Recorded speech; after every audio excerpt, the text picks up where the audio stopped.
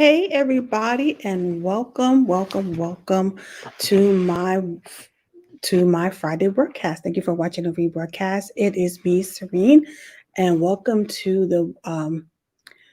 the Black and Brown Women Savings Club. I'm sorry, I'm a little tongue tied this morning, but welcome to the Black and Brown Women Savings Club. This is a weekly meeting that we have to encourage you guys to save your money while creating a legacy, because it's time for us to change the economies of our families. And also, you might be wanting to be interested in joining our club. It's going to be a private Facebook club. I'll put the link into. I'm sorry, I need my Bible. I have my Bible. I'm going to put the link in my chat so that way you can sign up and be a part of the Black and Brown Women Savings Club. Now, I know it says Black and Brown Women. I said, but the reality is any woman, any man can join. And the reason why I did that was because we are the ones who don't save enough, and we need to start saving our dollars, right? So, if you don't know who I am, my name is Serene, and I am your faith based certified financial coach. And I help women of color gain new money management skills so that they can end the cycle of poverty while at the same time start creating generational wealth for their families. That's what I do.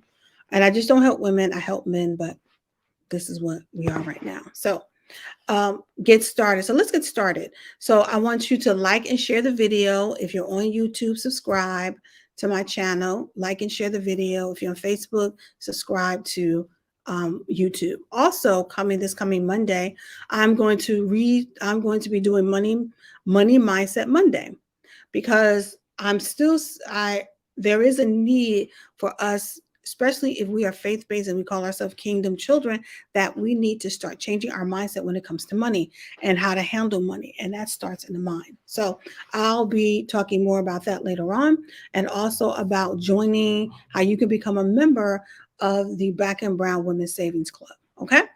So let's get started for today. So how's everybody Friday? Because it's a Friday. Now, I want to talk about money leaving. I entitled this Leaving Your Money Excuses. I Can't Save Money Excuses Behind, right? Because when I did a survey, and I've heard this before, so it's not like I've heard it new before, but I've heard it that, oh, I can't save money because of this. I can't save money because of that. I can't save money for unexpected expenses.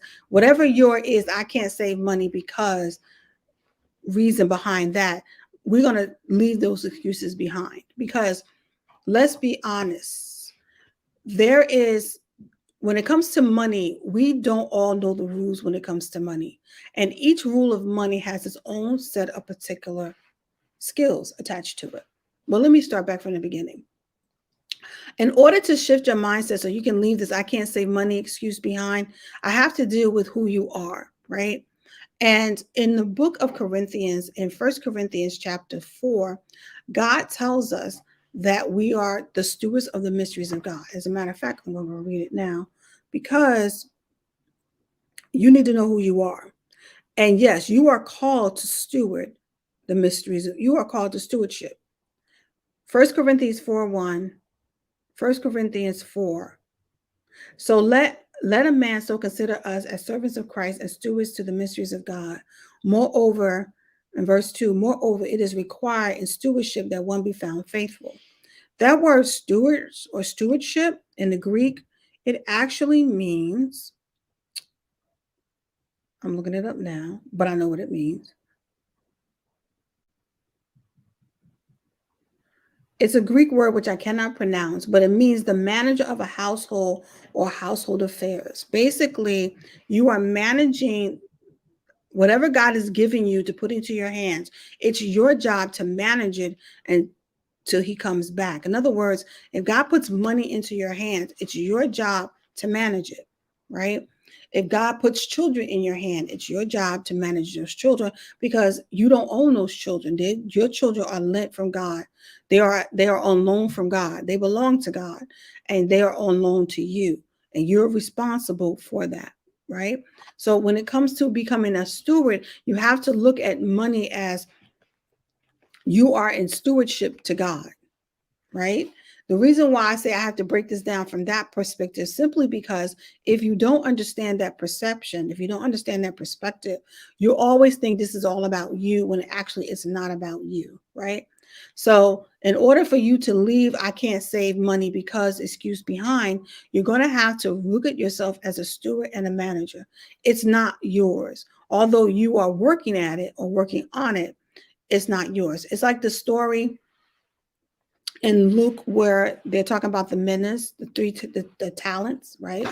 Everybody loves that story, but the talents and, and the three talents, right? When we look at that story, it's the same thing. The owner gave them something. He entrusted it with them. They were supposed to multiply it, and two did, and one didn't. And then the third servant talked about, hey, you are awesome. You're an awful person, and I didn't do it, so I just buried it in the backyard, right?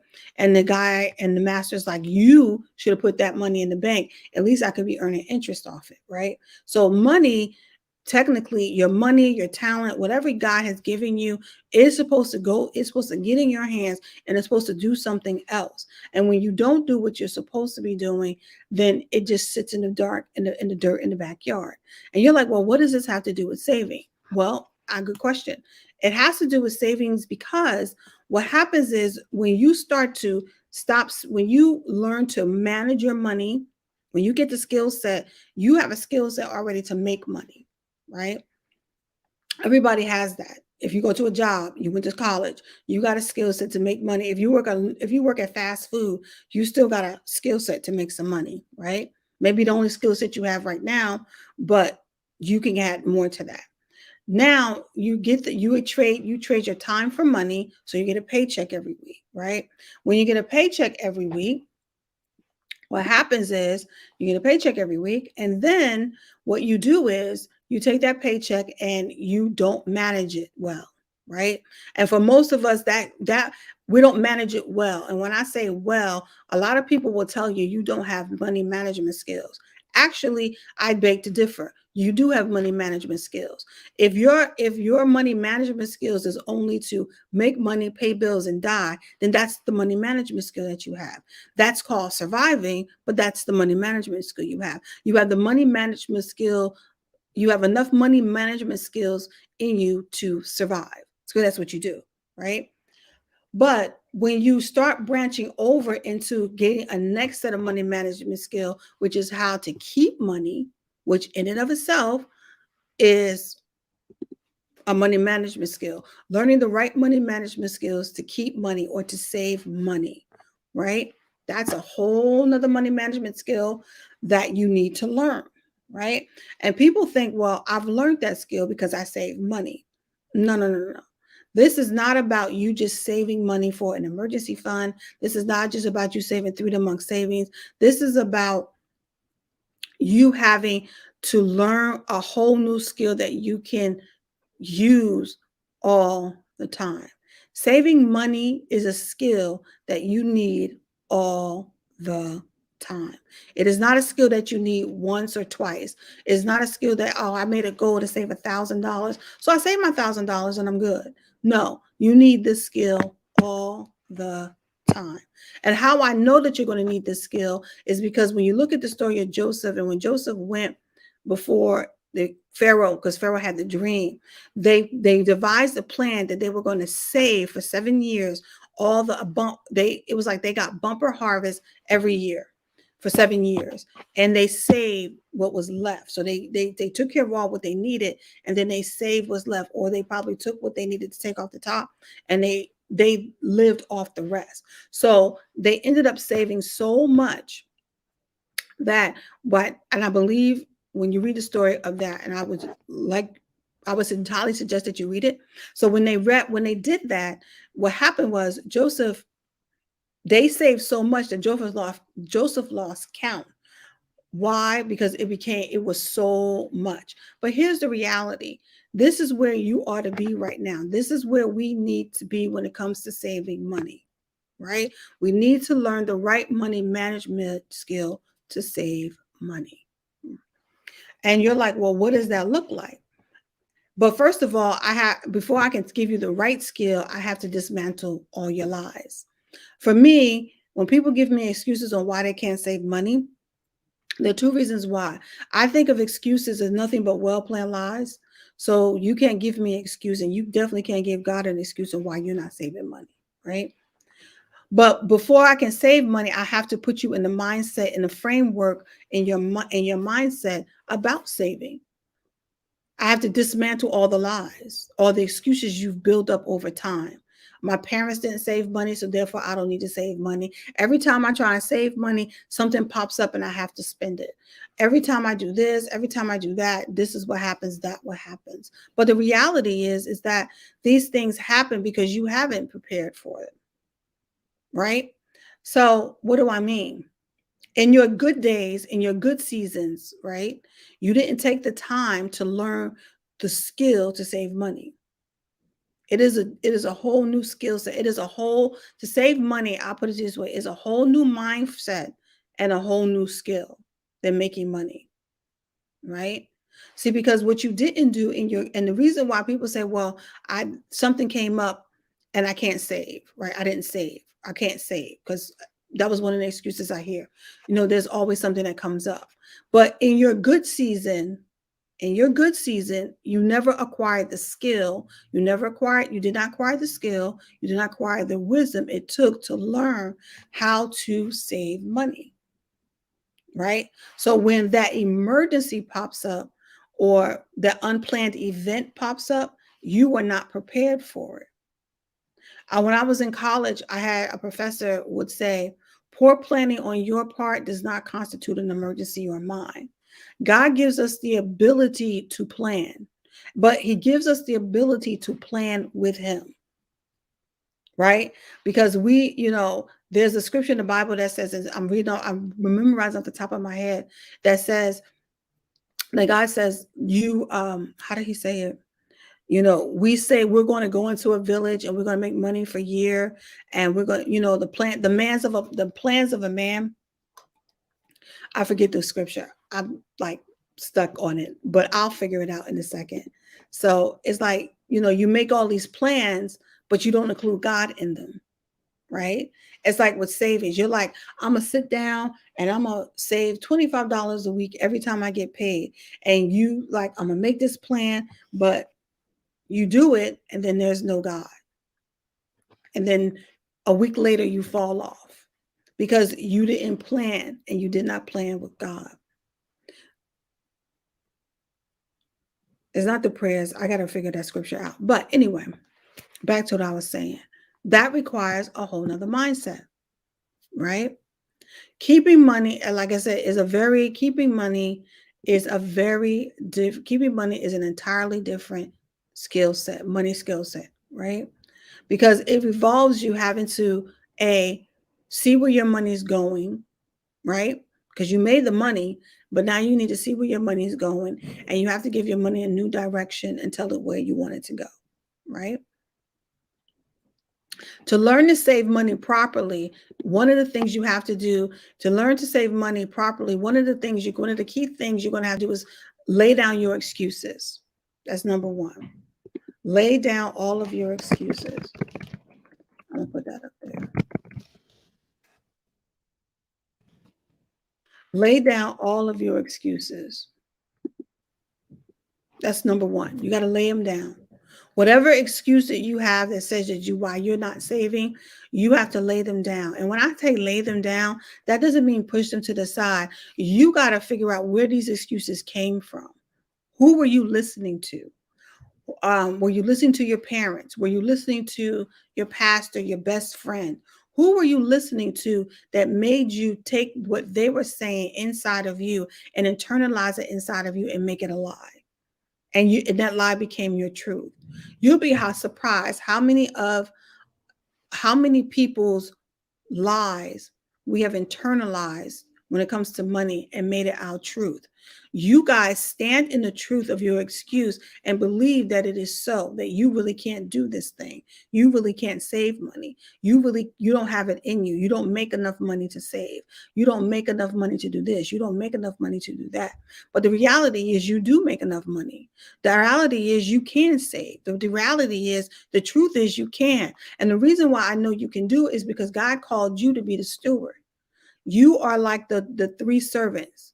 You have to decide which servant you're going to be. A lot of us tend to think we're like the first and second servant, but the reality, more so than not, we are the third servant. We are the one that go to God and tell God, God says, I need you to do X, Y, and Z. You tell God, I can't do this because you're mean and you're horrible and I don't like you and this and that and the third. We give God 1,000 reasons why we can't manage our money well. We give God 1,000 reasons why we can't save. We think God is buying our excuses. In the reality, God is not buying our excuses. So if God is not buying your excuses, then why should you keep buying into your own lies? Because that's what excuses are, nothing but well-planned lies that you believe and you hope other people will believe too. But reality is nobody believes them, because I don't. Because you can do whatever you want. If you want to save money to go on vacation, you definitely will save money to go on vacation. So that is one of the things you have to do. You have to lay down all of your excuses. And when I say lay down all your excuses, I'm not talking about laying them down. I'm talking about examining them, opening them up. Where did it come from? Holy Spirit, who poured this lie into me? Where did it come from? And how did I get rid of it? And then you have to take that lie that you believe and that has grown a tree in your life that prevents you from saving, and you got to plant new seed. And one of the great seeds is First Corinthians chapter 4, where God talks about stewardship. You are the steward of the mysteries of God, and stewards must be found faithful. Faithful means consistent. Faithful means in consistency, not just in the act of saving, but also out what comes out of your mouth. If you're constantly telling yourself that you can't save because of this one, because of items 1, 2, and 3, whatever your excuse is, then you're not going to do it. But if you can say,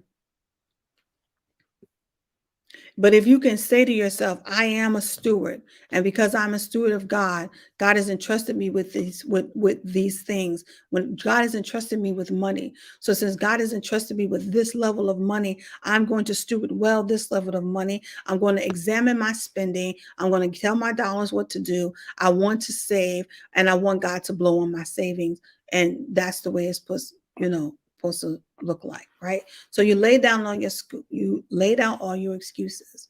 So then putting God first always keeps you on the right track. That's second.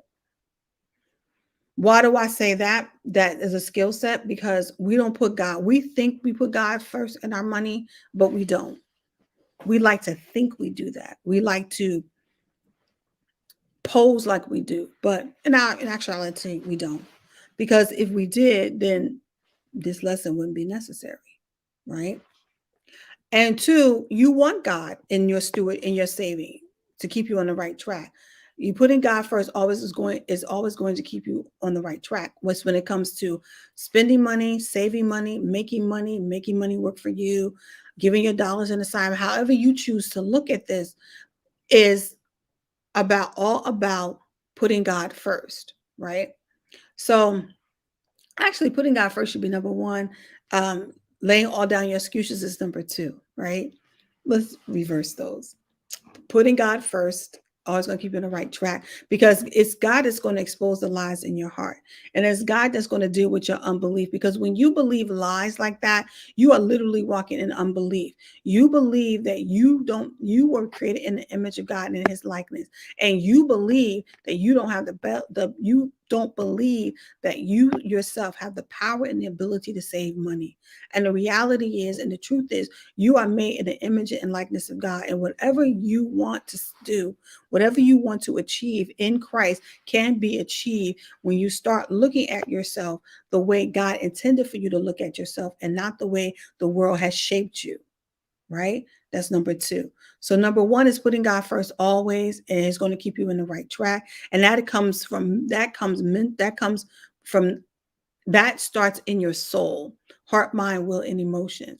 And then you have to lay down all of your excuses. And when I say lay down all of your excuses, What that means is that you just don't put them aside. You address them. I should change that. You should address all your excuses. Find out where they came from.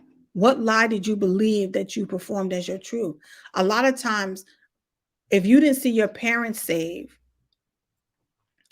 be the first to do so. In my home, my parents didn't save money. Money was never talked about. Money was never talked about. Savings wasn't talked about. None of these things were talked about. But I have these conversations with my children because I want to be the first to shift the generation and usher in new generations that did money differently from the old generation. I wanted to recapture the legacy of home ownership that was lost between my grandmother and me.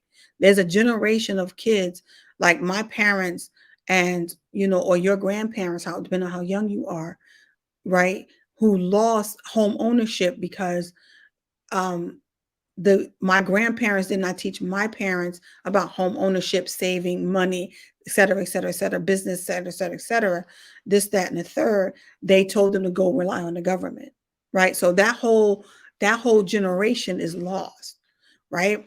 So now my mother had children, and home ownership has eluded us, right? But me, not for long. I can guarantee you that. So now I'm teaching my children to pursue home ownership because it needs to be brought back into the fold, right? That's the same way. Saving money, if it was not taught in your house, that's not an excuse.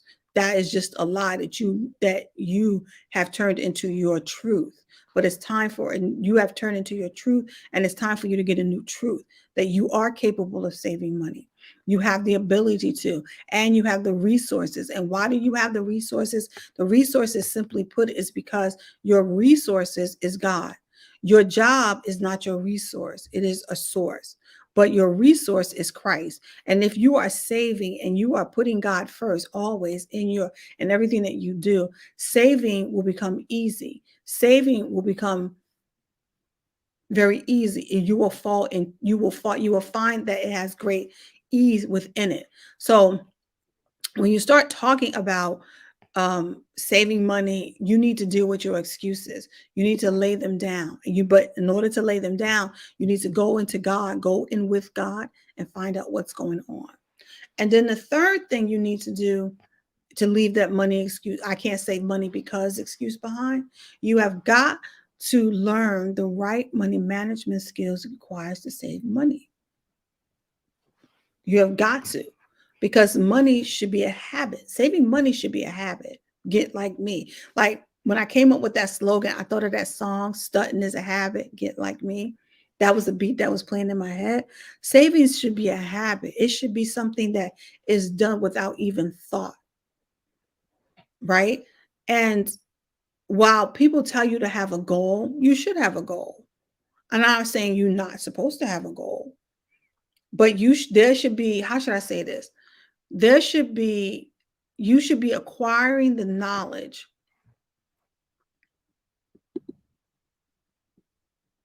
You should be acquiring the knowledge. You should be acquiring or learning the right money management skill to save money. You should have a goal when it comes to saving money. You should, and having a goal is part of learning the right money management skill to save. Like a lot of people were like, they'll say, I'll give you an example. When I used to follow someone, and everybody tells you should save $1,000 for emergency fund, right? And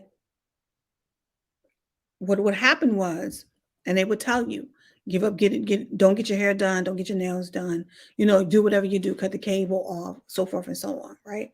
These are ways that you save money, right? So what happens is you save your $1,000, and then right after you save your $1,000, an emergency comes along and you have to spend that $1,000. Well, this is what would happen to me.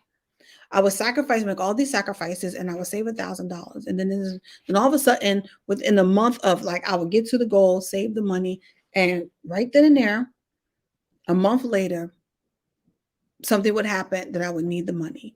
And then my very first response was like, oh, dang, I spent this money. I got to spend this money. And because the reality was in my heart, I wanted the money just to sit there so I can look at it and be proud of my accomplishments. Pride. When you are saving money and you invite God into this process, your pride has to go.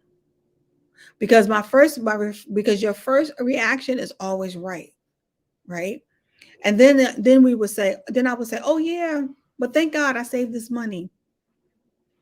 But my first reaction was I was pissed that I had to spend it because I made all the sacrifice to save it. It was all about me.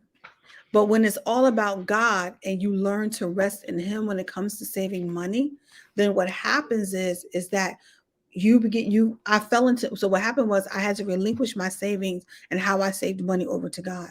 And what happened was it became to the point where He had made me content in all that I did. So as my savings account grew, I wasn't mad if I had to use it because I asked Him to give me the skill set. And part of the skill set to save money was me controlling my own emotions because what I spoke out is what I had.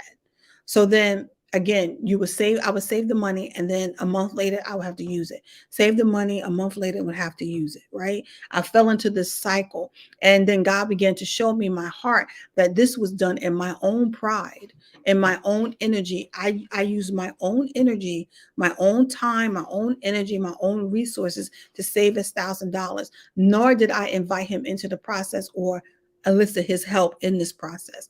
So that's what happened. And that's what'll happen to everybody else. It's like I get this form, like we save up this money and then we go, oh God, I got to use it. I just saved it because it's all about you. Right.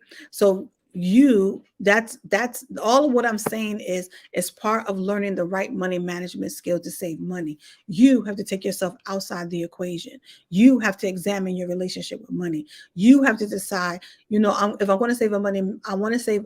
My question is not, Lord, I want to save $1,000 for an emergency. Lord, I need your help to help me save $1,000 for emergencies just in case something come up.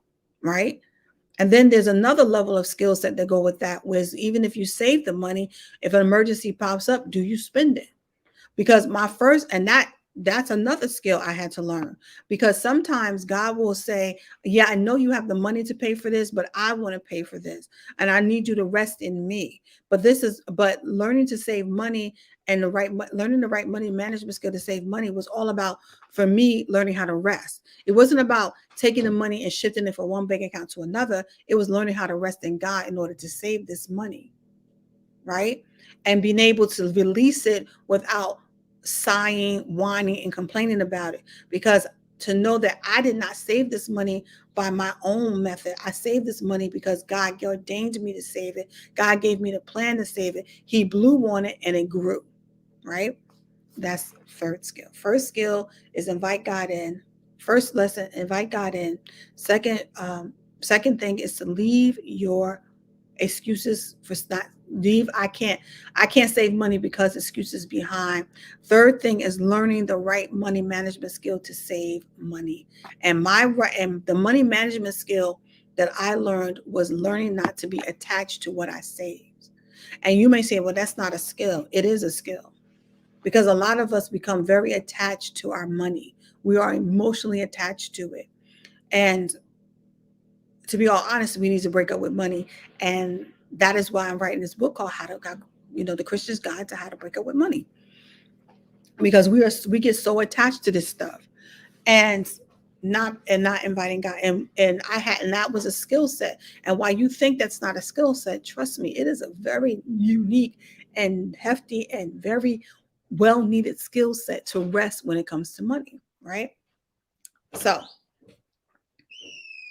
and another skill set, the fourth skill set, is learn how to save money will require you not only how you make money, but how you spend it. Before you can save money, you got to know how you spend it. And I offer what I call my money action plan, one-on-one money action plan. And it is a way for you as a financial coach. That's one of the programs I offer. And that is one way for you to be able, the money action plan is basically a 6-week program. The money action plan, Matt, the money action program or plan, money action program. I'm thinking about changing it. The acronyms are the same, but I'm still going to figure it out. But it's basically a 6-week program where we work together on your money, work together to reorganize your money. So you can start doing, you can take back control of your money. You can break up with money. You can break up with money, take back control of your money, reorganize your money, and give your money an assignment and to do what you want it to do, whether it's to save, whether it's to cut down on eating out, living expenses, or whatever the case may be.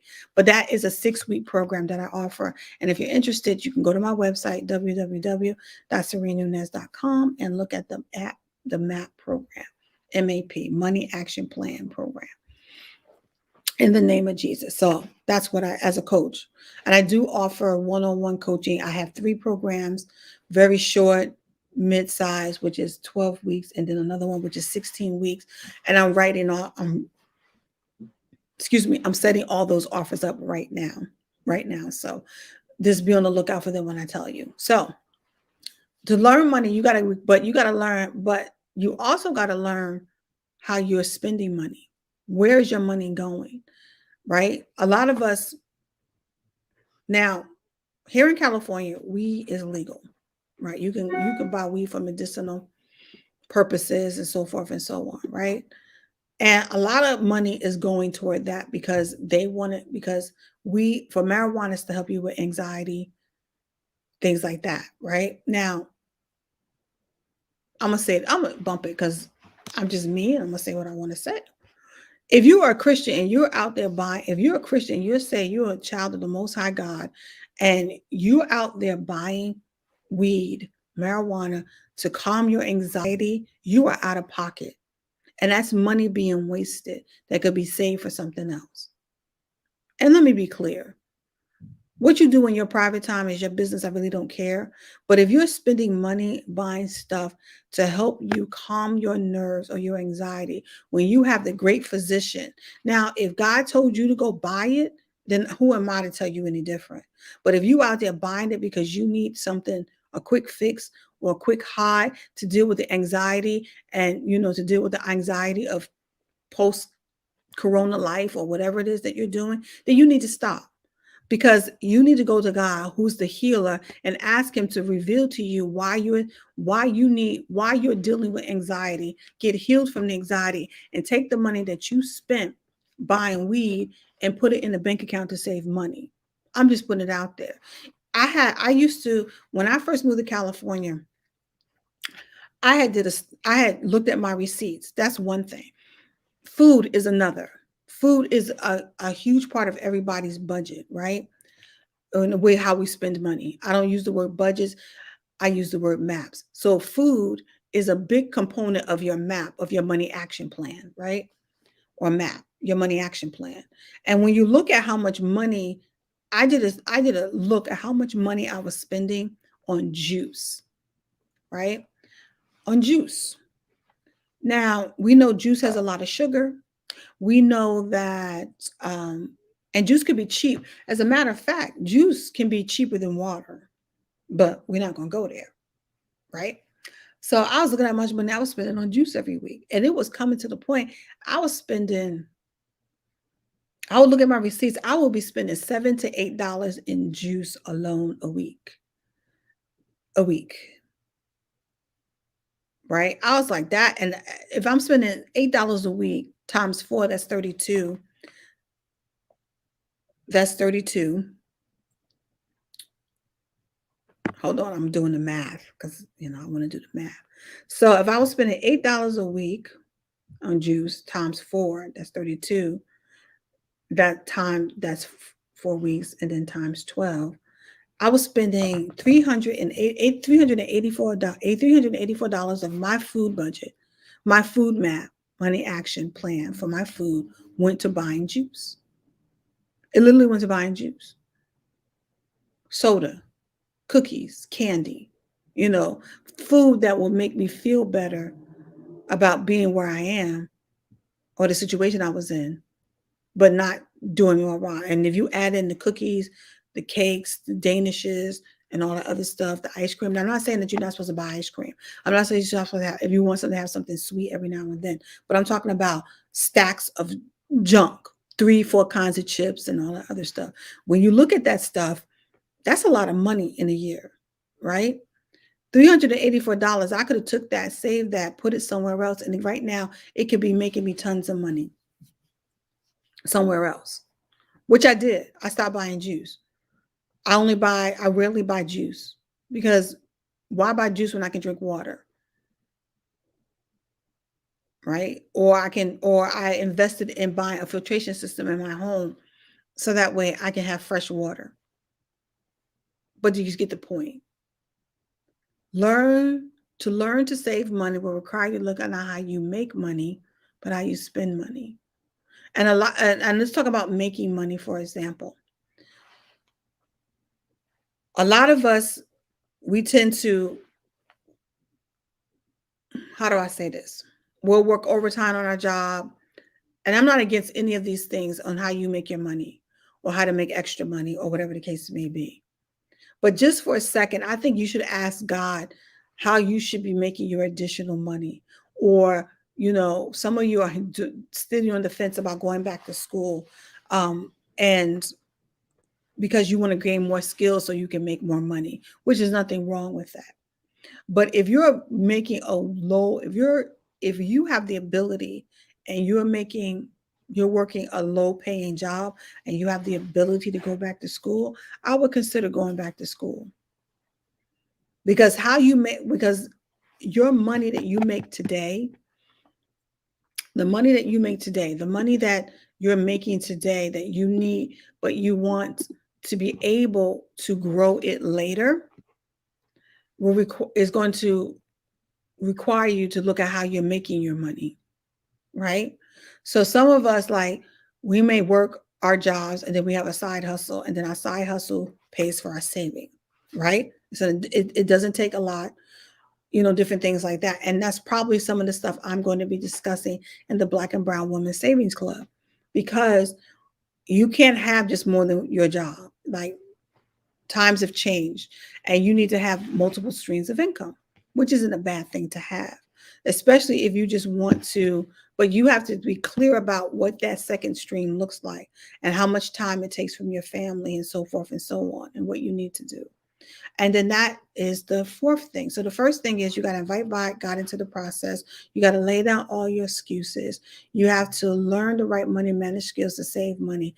And one of the skills you're going to have to learn is not only how you make your money, but how you spend it as well. Right. And then the fourth thing is start setting goals.